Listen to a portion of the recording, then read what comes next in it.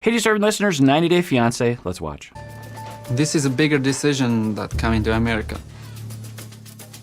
I went to the lawyer now. Did you hear that? It's not fair what you're doing.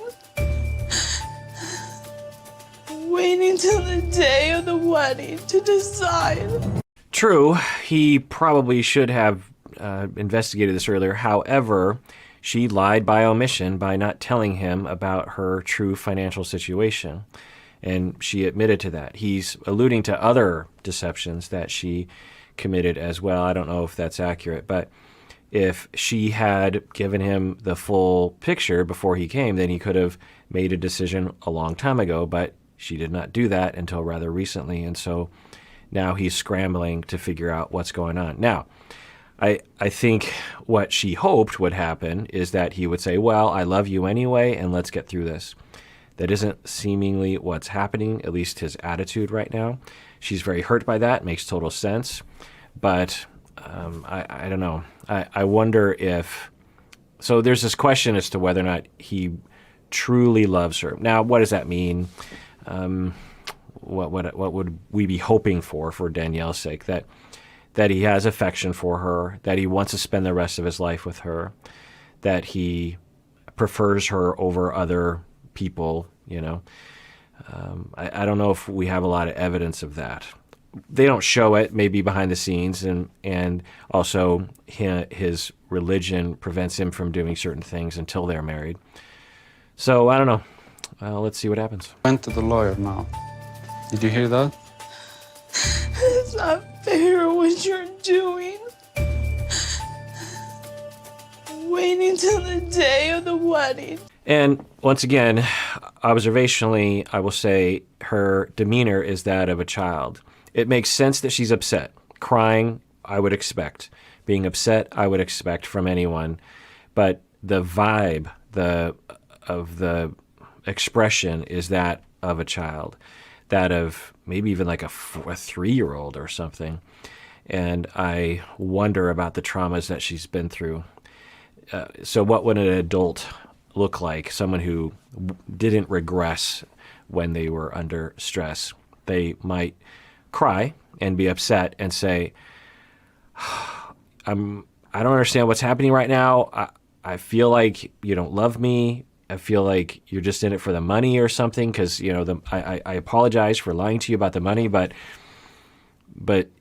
now this is throwing everything off for you. I thought we were in love. I thought we were going to get through everything no matter what, and I'm just so sad right now. It just makes me really hurt on the inside. That's one version, I suppose, of an adult response, and that's really not what we're seeing. To decide. So what do you want now? Keeping my girls wondering if you're gonna be here and keeping me wondering. Now, I do feel bad for her, so I'm not mocking her, I'm not making fun of her. I also particularly feel bad for her because if she is exhibiting the persona of a 3-year-old or 4-year-old, that means she went through tremendous difficulty when she was that age, in all likelihood. Love and care about him. That's a whole family he's affecting.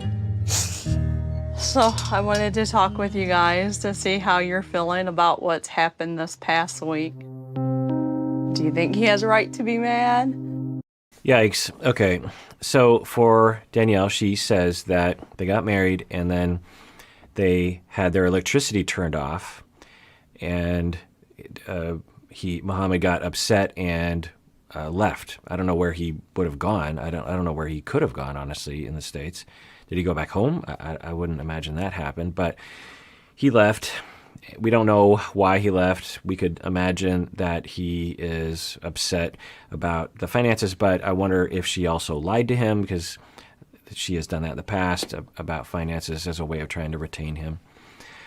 But anyway, he left. I'm guessing we'll find out why. And now the kids are involved because this is their stepdad, essentially, or at least you could say a family member. And the mom is concerned for her daughters and wants to talk with them about it. Makes total sense. But the first question she asks is, do you think it was right for him to leave, which is a total triangulation. What are the kids supposed to say? Like, they're loyal to the mom, right? So obviously they're going to be like, no, we hate him. And this is absolutely dragging them. I don't know if I got the question right, but let's rewind. Hey, deserving listeners, as y'all know, I am constantly recommending that people go to therapy. We all need therapy from time to time. Well, one of the options available that is definitely worth checking out is BetterHelp. If you're looking for a therapist, I would give it a try by going to betterhelp.com/Kirk. Make sure you use the promo code Kirk because you get 10% off your first month, and it really helps us out. As you watch these videos, I know many of you have been motivated to find your own therapist, which is great because you deserve it. And I know also that it can be hard to find a good fit, find the right one for you.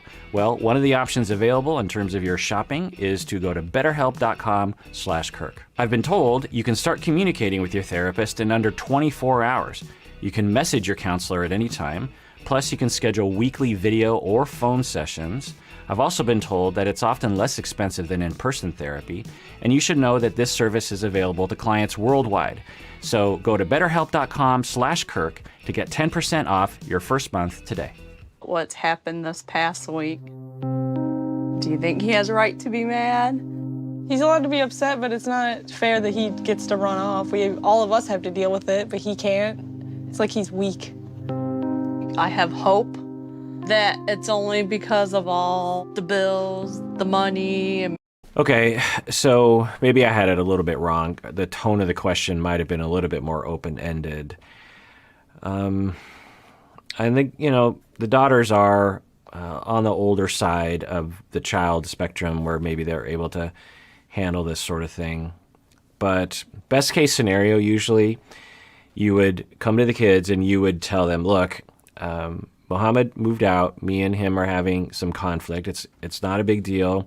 Mommy's working it out. I have my therapist to talk to. I have my family and friends I'm talking to. You don't need to worry about. If you have any feelings, you can talk with me.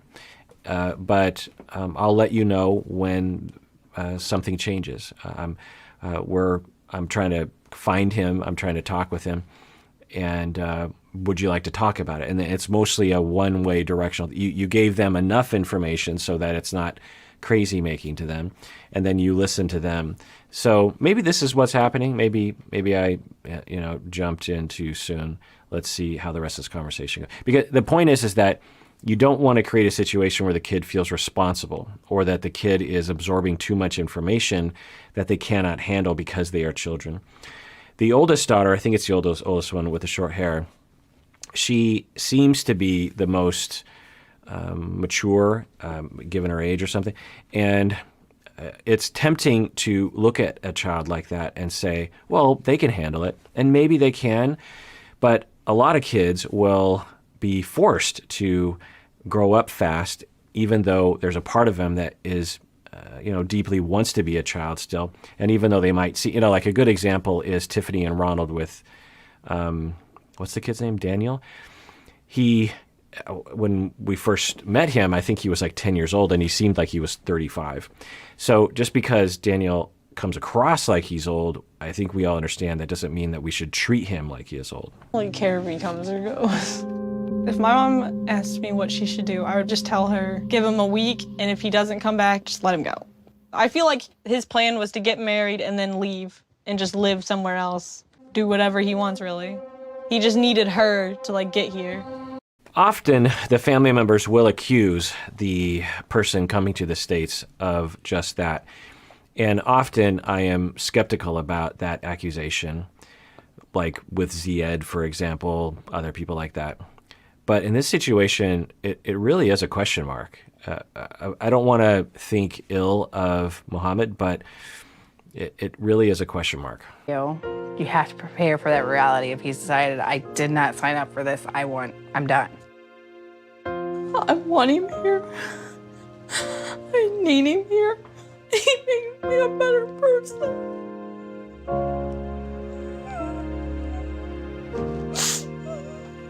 Yeah, I feel really bad for her, the rejection and the question mark in her mind as to whether or not he really loves her. And to have it be answered in such a harsh way. Now, maybe he'll come back and they'll live happily ever after. Who knows? But yeah, I feel bad for her for sure. I can leave, I can come back, I can do whatever. I'm free. I do whatever I want, I go wherever I want. Are you gonna stay here now? I didn't decide. I don't know. I didn't take my last decision. I don't know.